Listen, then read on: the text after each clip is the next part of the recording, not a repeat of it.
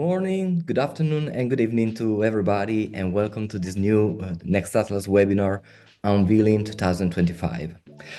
It's that moment of the year when we consider all the weak and strong signals that are emerging, and we highlight three trends that will shape the year to come. In the last few years, this has become a tradition for Nextatlas, and every year we see the number of participants that is increasing, and we are really happy about that.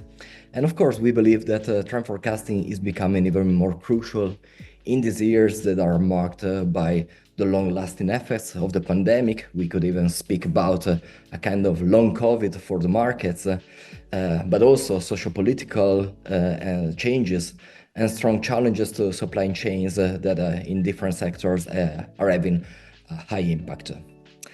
My name is Eric Giordano. I'm Head of Business Development for Nextatlas, and together with me in order of appearance, Elena Marinoni, Senior Trend Researcher. Good afternoon, everyone. Thank you for joining us this evening. Joanna Damasco, Insight Manager. Good evening. Hello. It's a pleasure to be here. And Deborah Bae, Head of Insights. Hi, hello everyone. Thank you for coming.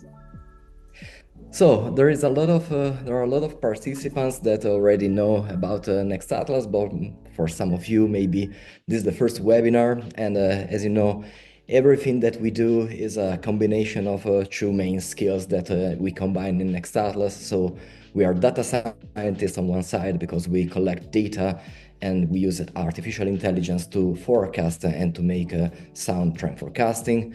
But on the other side, we're also insight strategists, and we believe that this combination of automated and human intelligence is what distinguishes us. Everything that we do is based on the leveraging on the power of early adopters, which means that all the analytics and the statistics that we will see in this report and in all our analysis are based on the analysis of more than 300,000 early adopters at global level. We balance different sources of social media because we know that social media are changing through time, and each one of them can give us different hints and different perspective for the markets. So we have, of course, Instagram, X, YouTube, Reddit, and the recently added Mastodon. What we do is discovering weak signals before they go mainstream. So this type of curve that you see here in this slide, so phenomena that in some cases are really in their early stage. But of course, we also analyze phenomena that are already in a more mature phase, the ones that we see throughout time, looking at their evolution. So let's enter into today's program. As we say, we have three different trends that we will develop today: muted desire, sentimental inflation, and hyper rawness. I give the word to Elena Marinoni to tell us something about muted desire. Thank you, Eric. Thank you. It's now my pleasure to take you through the very first trend of our Nextatlas annual report, which is named Muted Desire. This trend is about putting desire on hold and suppressing impulses and cravings, but interestingly enough, not as a form of sacrifice or deprivation, but as a form of self-control and self-empowerment. The starting point of this trend is that in our Ozempic-driven age, the concepts of self-indulgence and treat culture have significantly lost traction, and satiety is not equivalent to fulfillment anymore, and is no more linked to positive associations. So as a result, we increasingly see consumers avoiding excess as a means to signal their awareness and status. So what's changing? Let's have a look at the following slide. Last year revealed a significant shift in consumer behaviors in this sense, with the individuals exhibiting self-control more and more. And this not only in terms of their physical appetites, but also in their overall consumption patterns. Consumers are embracing a very selective mindset characterized by the expressions that you can see here. So expressions such as red flags, appetite suppression, respecting boundaries, maintaining control on impulsive behaviors. So as you can see here, the online popularity of all these expressions has been growing over the past year. What about the forecast? In this scenario, as you can see here, where impulses and cravings are somehow put on mute to gain self-control, the trend is predicted to grow by 16% over the next 12 months. And what's the data behind this trend? Let's have a closer look. Muted desire particularly resonates with Gen Z, followed by the millennial audience. And the trend is manifesting itself across various industries, such as food and beverage, retail, media, entertainment in particular. From red flagged to portion control, from the expression de-influencing to dopamine detox. These terms are emerging in the online conversations of the trendsetters and show an audience increasingly focused on moderating impulses and limiting in undesirable situations. What are the three key insights revolving around this trend? The very first one is about appetite redirected. What does it mean? It means that in a world where appetite suppressing medications are unfortunately on the rise, the first insight stemming from the trend is about how to redirect this appetite. So food is being reimagined as an element for fashion, for aesthetics, for visual sensory pleasure. And this sensory play somehow blurs the line between tasting and experiencing, allowing consumers to indulge through scent, texture, and sight, but without a single bite. So in the next slide, we can have a look at a bright example of this insight connected to redirected appetite. And this is the latest campaign by Dolce & Gabbana Beauty, shot by Stephen Klein and featuring, among the others, Irina Shayk and Jerry Hall. The ad is set in a luxurious Italian villa, and it follows this mysterious woman joining a group of people gathered around a table set for lunch. But the ad is set around a meal.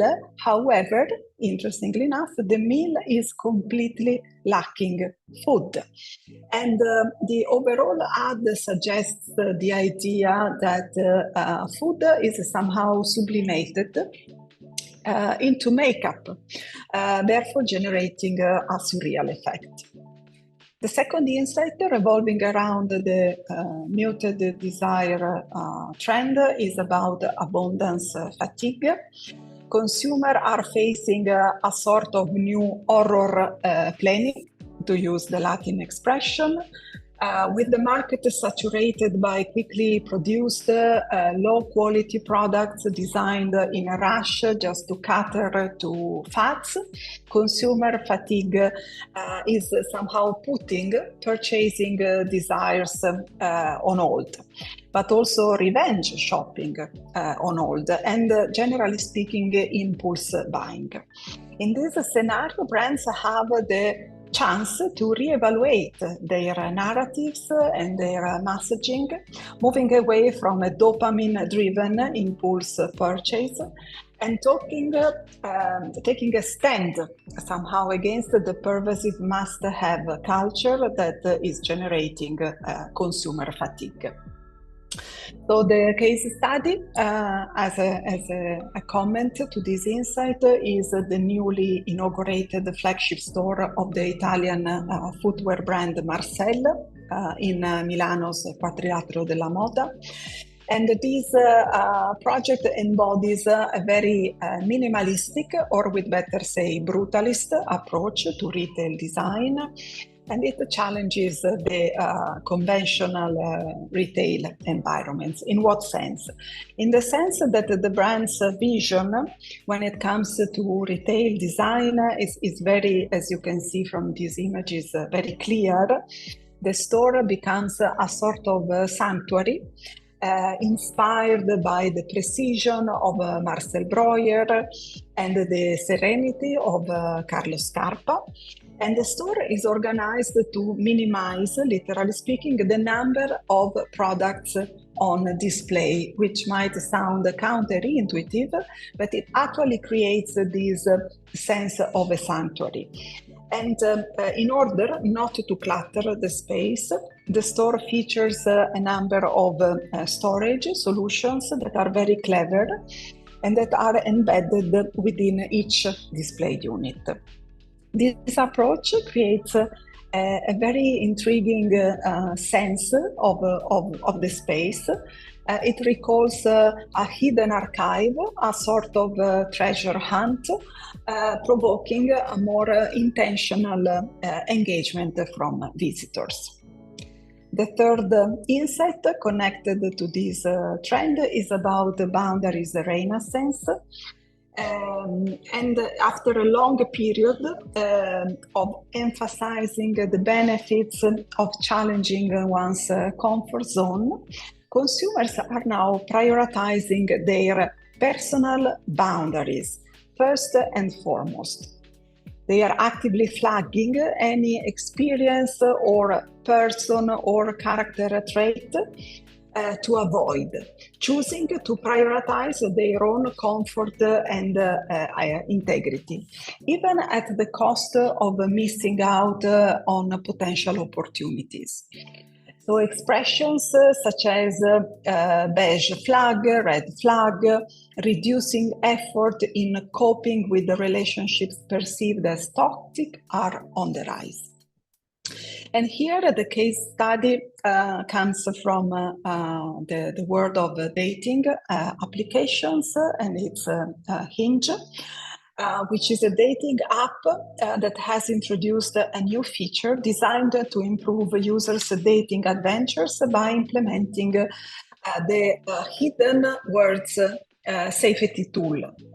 This feature is intended to assist users in setting boundaries and curbing negative dating patterns on the platform. The hidden words option aims to prevent dating fatigue by minimizing interactions that might negatively affect users' experiences. Yet, some users are enthusiastically embracing this tool to root out all beige flags, selecting their hidden words with a special delight. So moving on to the conclusions of this first trend, what are the actionable insights industry by industry?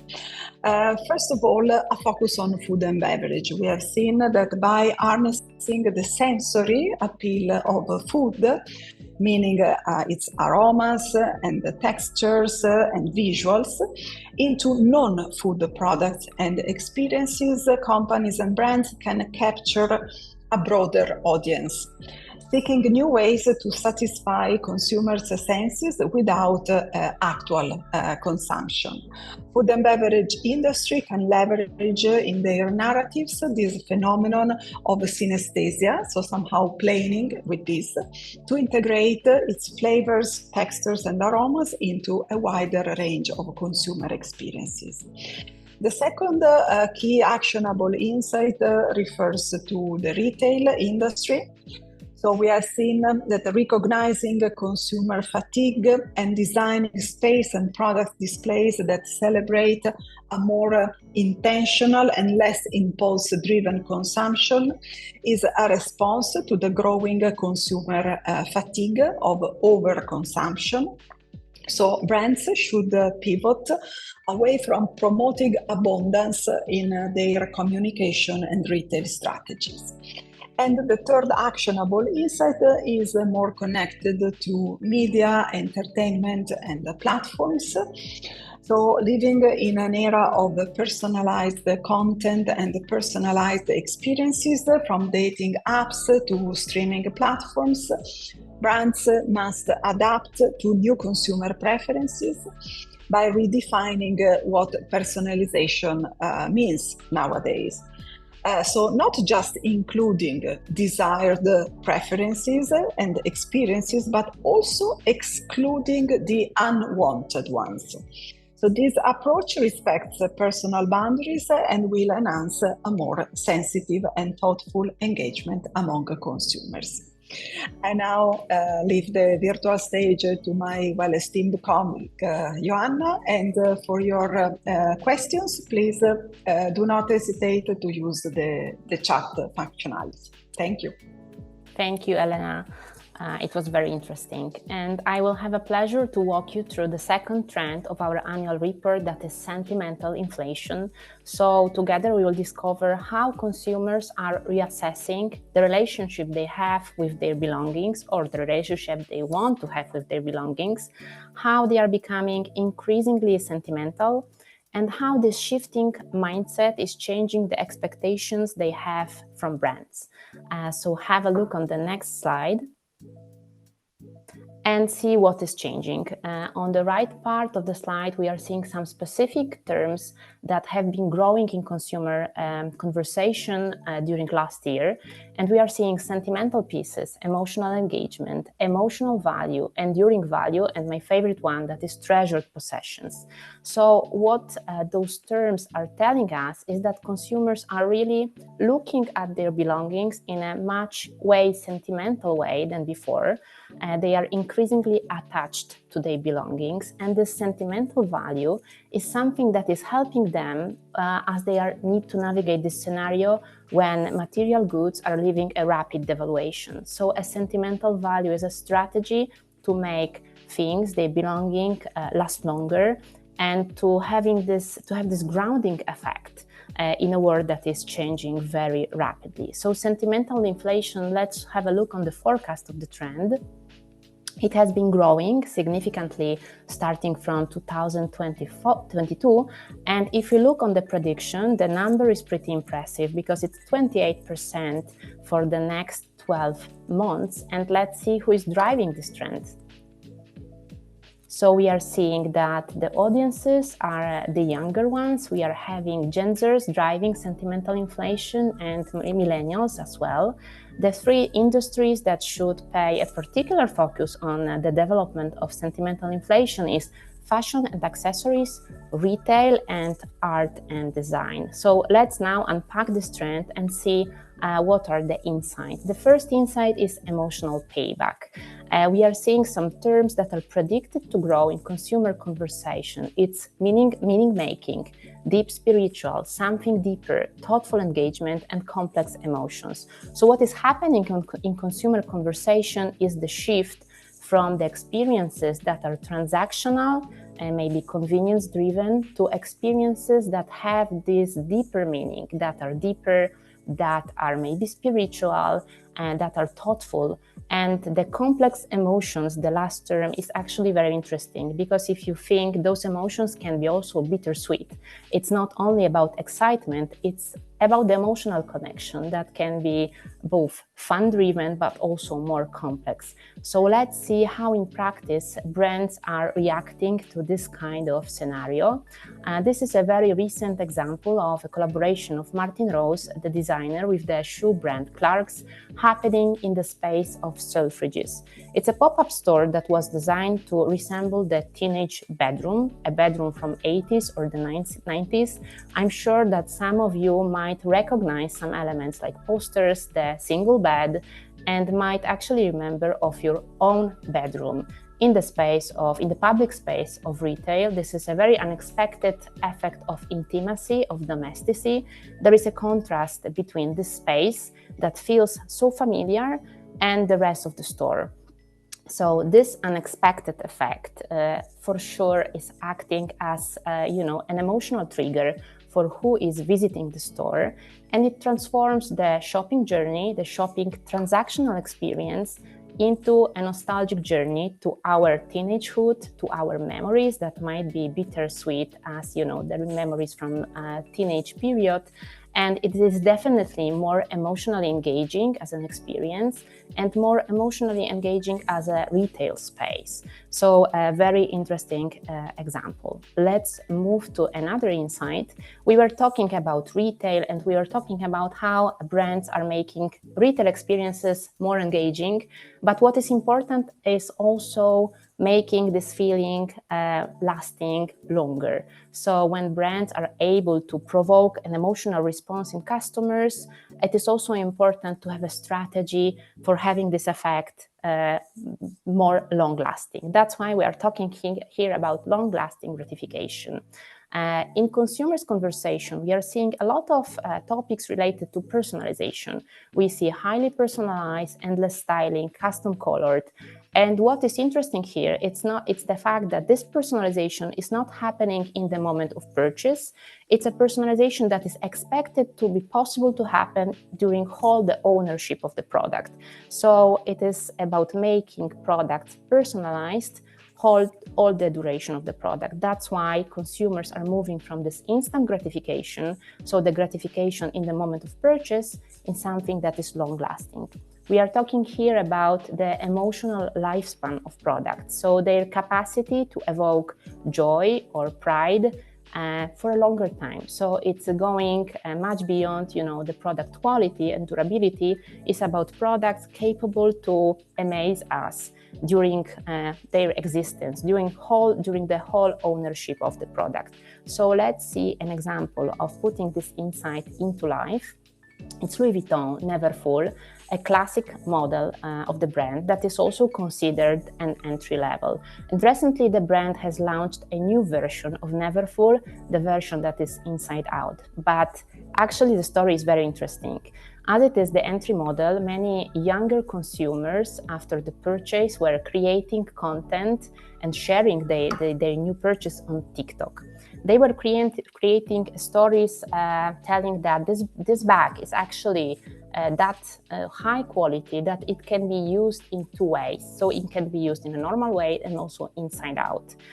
They were very gratified by that, saying that with one purchase, they have this, more possibilities of styling. So they were gratified by the possibilities that one purchase is giving to them. The brand took a reaction from this content that went viral and has launched a new version of Neverfull that was actually officially made to be reversed.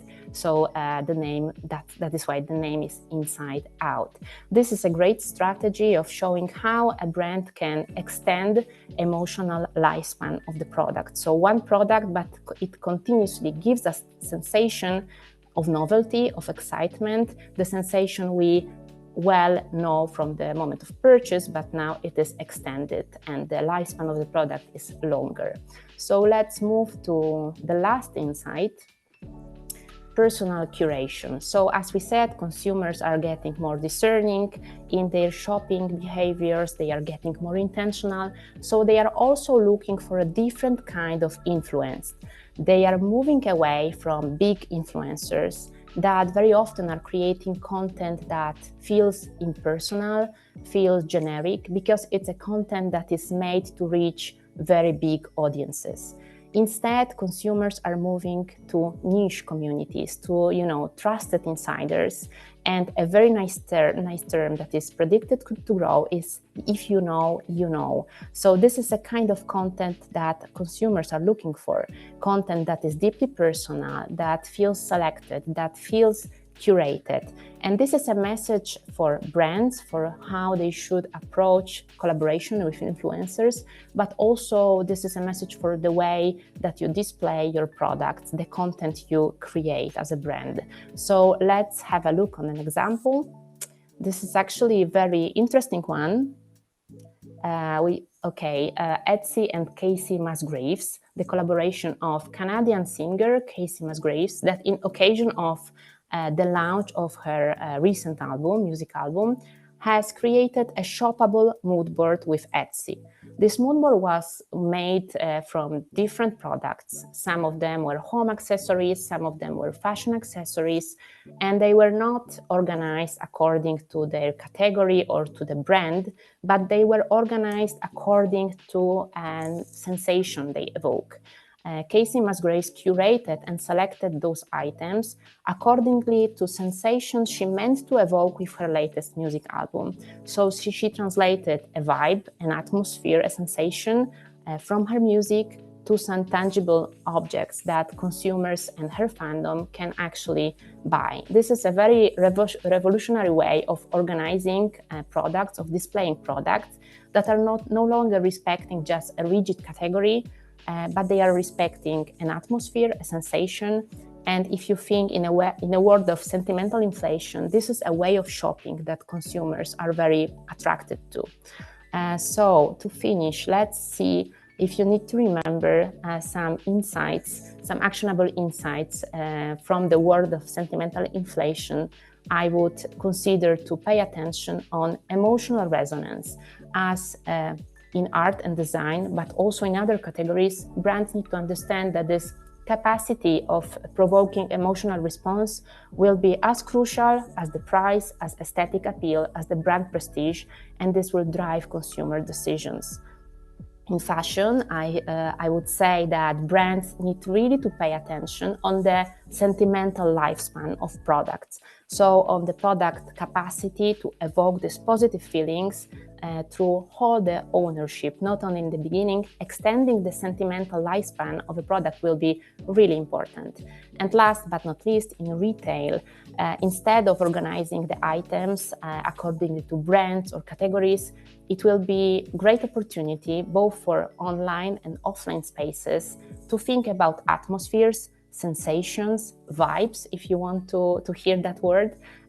So organizing items in this more evocative way, as in sentimental inflation scenario, consumers are not buying stuff anymore. They are buying sentiments, sensations, and emotions. And that say, I will leave the word to my colleague Deborah that will go through the last trend. Great. Thank you very much, Ivana. Let's dive into the hyper-rawness, which is the third and final trend of today's webinar. Hyper-rawness at its core is a trend that represents a shift from polished, perfect aesthetics to something more rugged, imperfect, and let's say emotionally resonant. It's about embracing what feels real and what feels raw. So we're talking about designs and experiences that cut through the overly sleek, overly curated. So to understand a little bit better about its drivers and impact, let's take a closer look at the data driving this trend. So over the past year, we've seen a noticeable rise in conversations around rawness on social media channels. So mentions of concepts like raw images, natural imperfections, and tactile nature, they have grown significantly in 2024 compared to 2023. Now, what's behind this shift? Part of it is a reaction to digital fatigue. We are constantly bombarded with hyper-curated, flawless visuals, and it's kind of starting to feel exhausting. So consumers are searching for something different, something that breaks the mold of perfection. It's almost as if raw textures, unfiltered imagery, and imperfections could offer a sense of relief, or better, just could make you feel alive in a way. So it's about honesty, it's about tactility, it's about reconnecting people with what feels grounded and real. And it's not just any imperfections. There's something really powerful about the word raw. This is why we chose it for the trend. It really captures that break from airbrushed digital perfection in a way that resonates deeply with consumers today. Now, let's put this trend into context. Hyper-rawness is not just a fleeting idea, it's really a trend that is gaining momentum. Our data shows a projected 32% increase in mentions over the next year, showing how strongly this concept will resonate in 2025. This growth reflects a larger shift away from sleek, predictable design toward experiences that are engaging and, I may say, a little bit provocative. Consumers are not just looking for what's pleasing to the eye, they actually want something that challenges their senses and feels real. This rawness is becoming a key driver of satisfaction because it's really standing out in a world of sameness, flatness. So it's not just about creating the perfect image, it's about leaving an impression that feels authentic, that is tactile, that is deeply human. Now, looking at the data behind the trend, we see that from biomimicry to skeuomorphism, we are seeing a revival of design concepts that prioritize tactility and natural aesthetics. This trend is being driven largely by Gen Z and millennials, so two audiences who value individuality and authenticity above all else. And from the data, we also see that it is a cross-industry phenomenon with major implications for media in entertainment, advertising and branding, and food and beverage. Now, one of the most intriguing aspects of hyper-rawness is this concept of sensory friction, meaning this deliberate approach to provoking and unsettling senses to craft unforgettable experiences. Now, as we look ahead to 2025, the data shows a growing focus on intense stimuli, so interactions and aesthetics that clash or even disrupt, and they can offer bold and even gratifying experiences for those who are seeking something beyond the ordinary.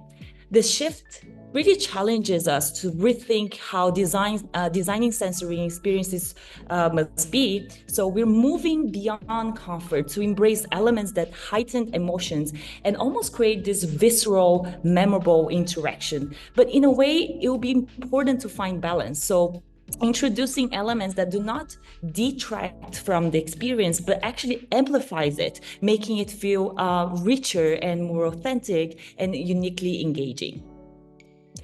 Now, this is a really interesting case study. Entertainment company A24's collaboration with Joya Studio for the film Heretic. It's a brilliant example of sensory friction in action. Basically, they introduced a scent of blueberry pie in movie theaters to immerse audiences in the story, but there was a trick. So at first, the scent feels warm and comforting, evoking nostalgia and safety. But as the narrative unfolds, that same scent becomes unsettling, symbolizing deception and even unease. So this clever interplay between comfort and discomfort really enhances the emotional tension of the film, showing how sensory friction can elevate a product or a brand's impact. Now, hyper-rawness is not just about storytelling, it's also reshaping visuals and design. We're seeing a move away from the cold minimalism of tech-driven aesthetics toward something more palpable, toward organic naturalness. What we're seeing from online conversations and their predicted growth is a clear shift in consumers' preferences. So people are increasingly drawn to designs that are tactile, that are fluid, and biomimetic. Biomimetic meaning taking cues from the natural world.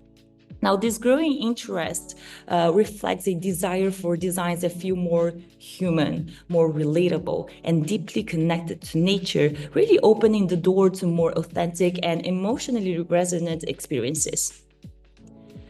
An interesting case study that illustrates that insight is Crucible Lab's brand identity. So Crucible is an award lab specializing in drinks and flavor development. And basically they wanted to refresh their branding with a creative and unique approach. They teamed up with Madalena Studio to develop a logo that was literally grown from bacteria. So using Petri dishes, they cultured samples that naturally formed into striking and one-of-a-kind logos. Materials like aged kombucha and household food waste, they were used to create different textures, colors, and shapes. This process challenges traditional branding methods, showing how natural imperfections and organic materials can create designs that are authentic, memorable, and completely original. Now, so far, we have explored storytelling. We talked about visuals and design, but what about substance? In a broader context of hyper rawness, there's also a growing consumer appreciation for completely natural, brutalist, and unprocessed materials and aesthetics. This shift represents a rejection of over-curated, overly polished designs. So instead, consumers are embracing products that celebrate imperfection and minimal intervention. So we're talking about creations that feel honest in a way, enduring, and deeply connected to the raw beauty of the real world.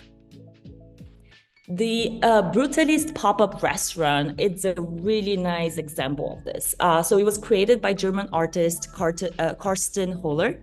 And he brought this idea of rawness into the culinary world. So basically each dish was crafted with only 1 or 2 ingredients, with only water or salt occasionally added.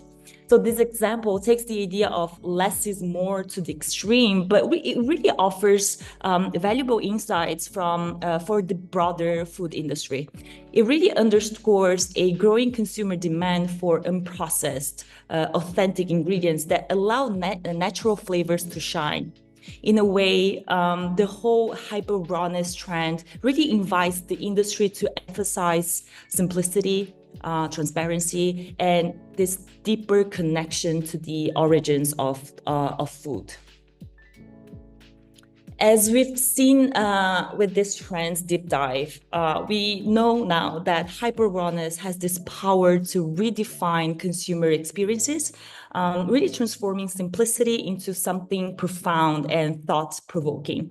Now, let's explore how this trend could be translated into actionable strategies across different industries. In media and entertainment, the challenge is to stand out in a world overflowing with content, right? There's so much going on out there. But by embracing sensory friction and raw aesthetics, entertainment brands could really create a more intense and memorable experience that cut through that flatness of endless consumer options. When we move to advertising and branding, rawness-inspired designs and visuals are really key here.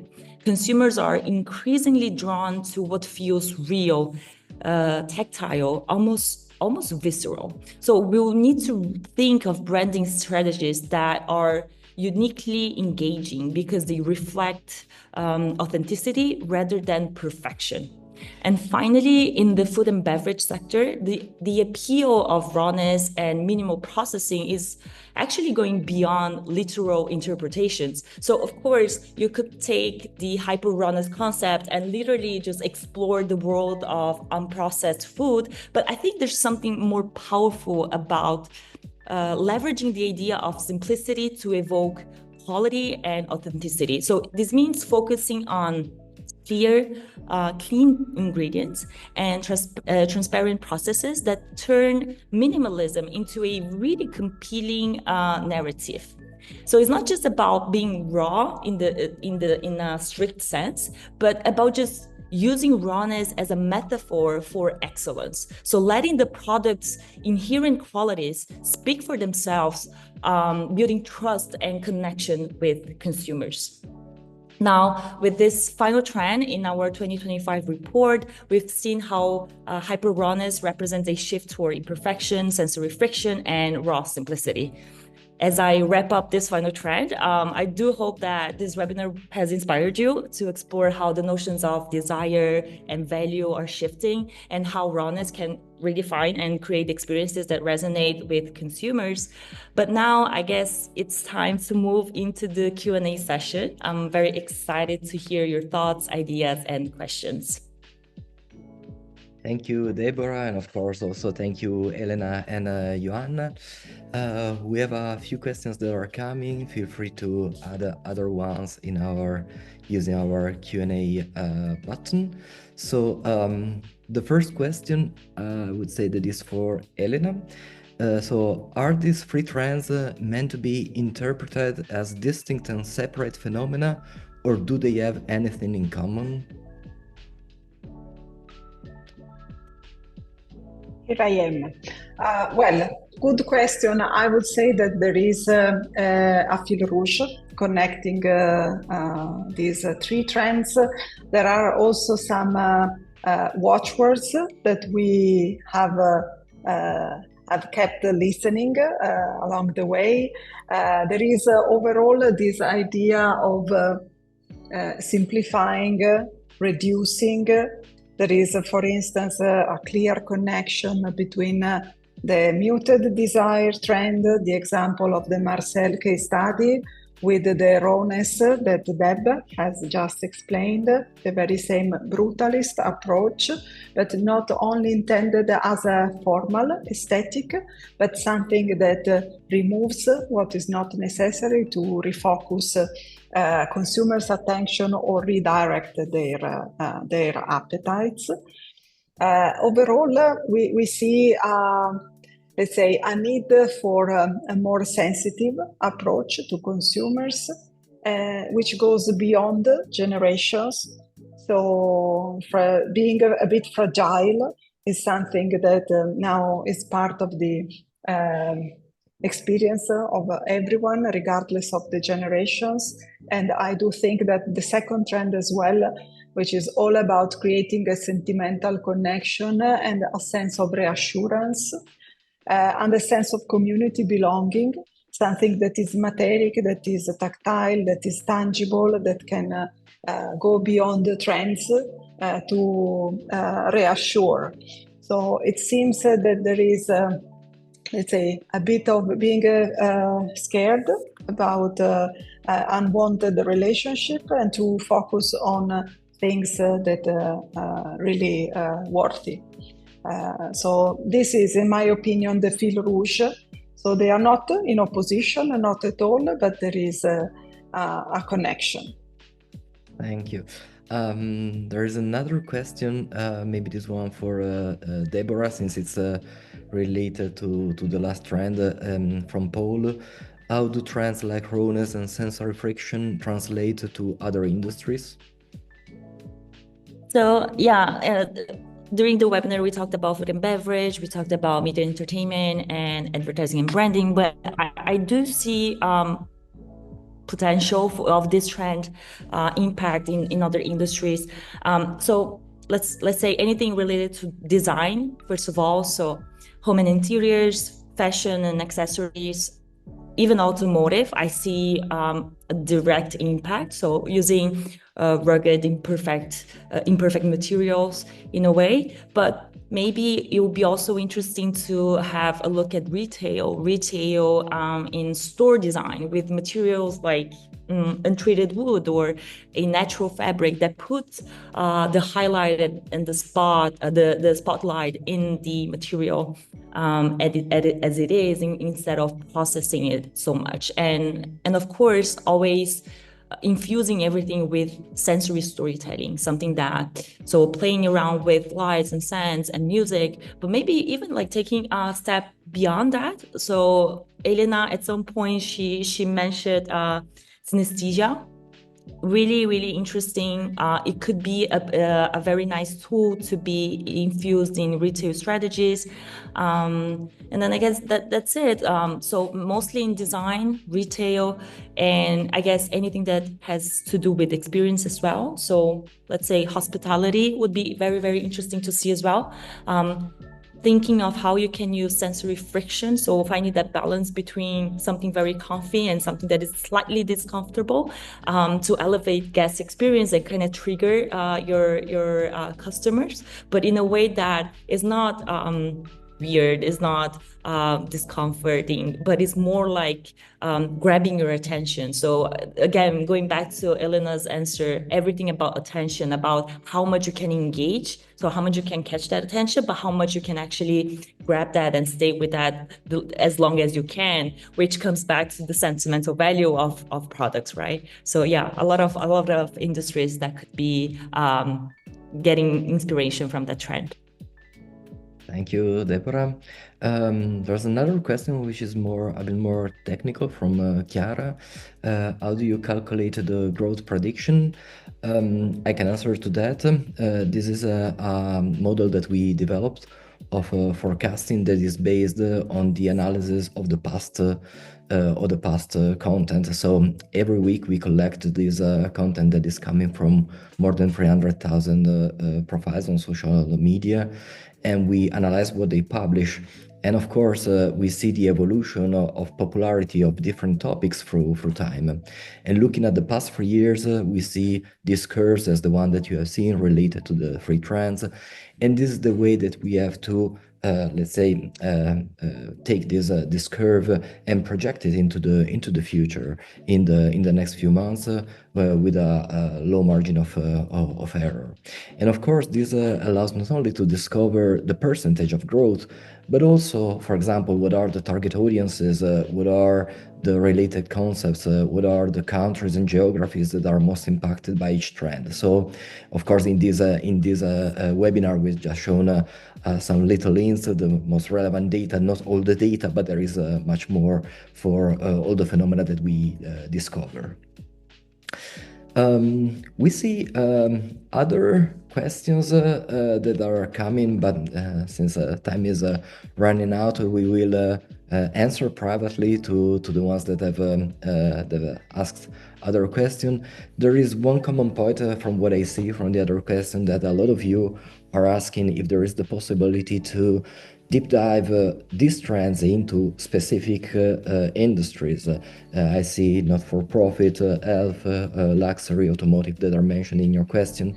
And of course, this is possible, so we will be very happy to organize private sessions if you want, so we can get in touch and of course deep dive on this point.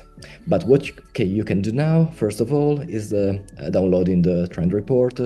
This trend report includes all the materials that we presented today, but not only, there are also other case studies, and so not only the 3 key trends, not only data and metrics and insights to action, but also additional case studies. So we really hope you enjoyed this session, and that you will enjoy also reading more in depth our trend report.